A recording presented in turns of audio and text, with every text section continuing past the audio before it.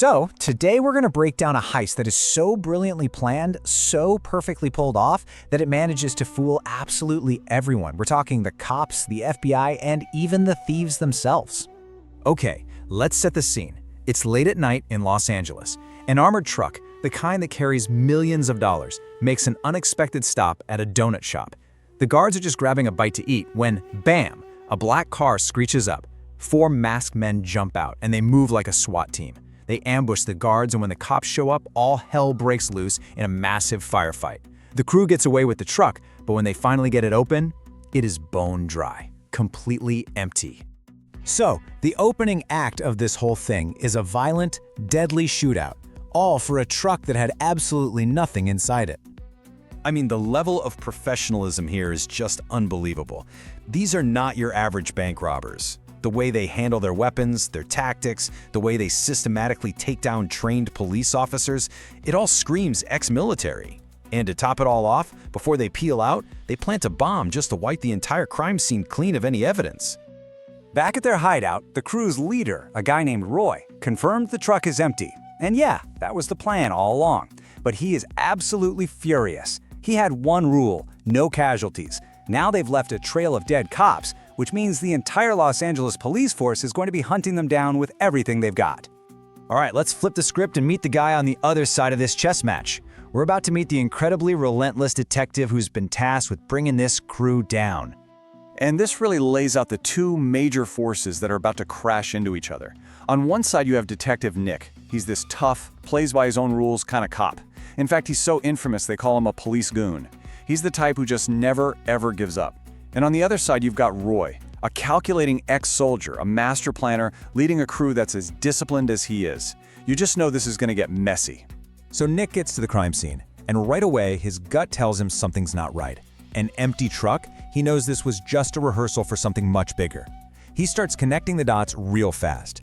The military-grade tactics point to ex-soldiers. So he has his team run the records and boom, he gets a hit. A guy named Roy, a former soldier whose prison release date lines up perfectly with a whole new wave of slick, organized robberies. And what do you know, Roy has a known associate, a bartender named Tony, who happens to be a hell of a getaway driver.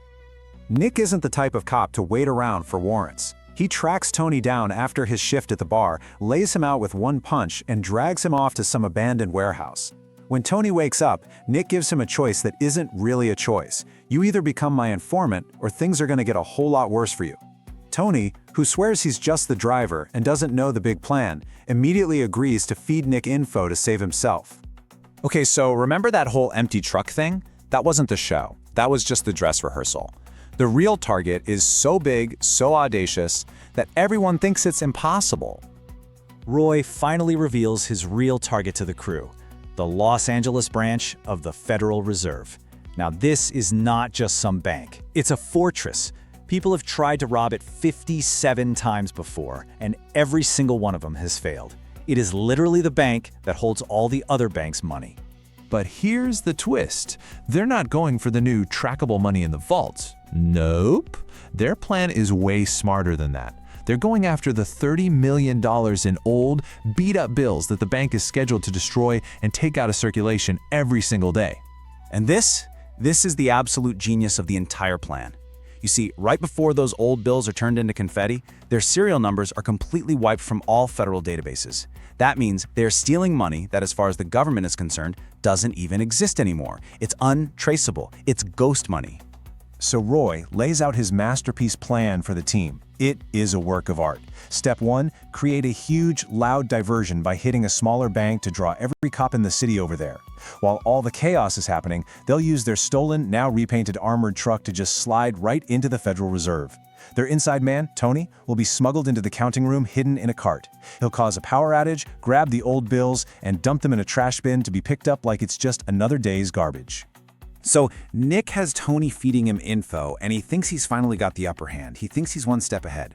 But what he has no idea about is that he's not playing the game, he's being played. See, Roy is no fool. He knows Tony has been flipped and is talking to the cops. So what does he do? He uses him. He tells Tony, go tell your new friend the cop exactly where and when we're hitting the diversion bank. He's not trying to hide it, he's literally spoon-feeding the police false confidence, leading them right into his trap. and it goes off without a hitch. While Nick and what feels like the entire LAPD have the small Pico Rivera bank completely surrounded, thinking they've got Roy trapped, the real heist is happening flawlessly on the other side of town. The team inside the Fed grabs the ghost money, while the diversion team fakes an explosion and disappears into the sewer system, leaving the cops standing there completely dumbfounded.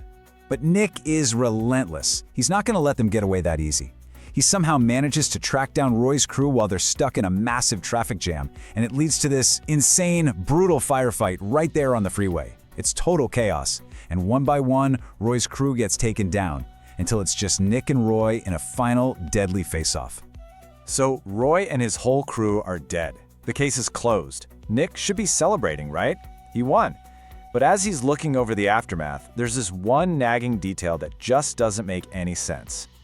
Nick walks over to the duffel bags in Roy's car, the bags that these guys just fought and died to protect. He rips them open and finds nothing, just worthless shredded paper. The FBI confirms it later. Not a single dollar bill was ever stolen from the Federal Reserve. Roy's entire crew died for bags of trash. Okay, so hold on. If Roy's crew didn't get the money, and the bank isn't missing any money, then where in the world did $30 million in untraceable cash just vanish to? And then, like a lightning bolt, it all starts to click for Nick. He remembers that Tony, his informant, conveniently disappeared in the middle of all the chaos. He goes back to the bar where Tony worked and realizes it's right next door to the Federal Reserve. He suddenly understands that for months, maybe years, Tony had just been patiently serving drinks, listening, and gathering intel from every single bank employee who stopped in for a beer.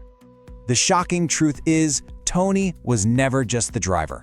He was the real mastermind. He was the architect of the whole damn thing. He found Roy's crew to be his muscle, the perfect violent decoy to take all the heat.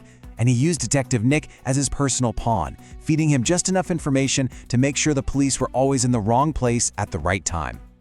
He orchestrated one final brilliant switcheroo.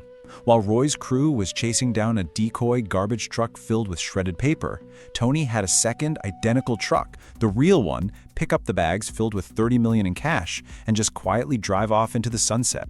And that is the final mind-blowing twist. With zero evidence against him, and with both the master thieves and the master detective thinking they were the ones in control, Tony just walks away with all the money, a clean record, and a new life.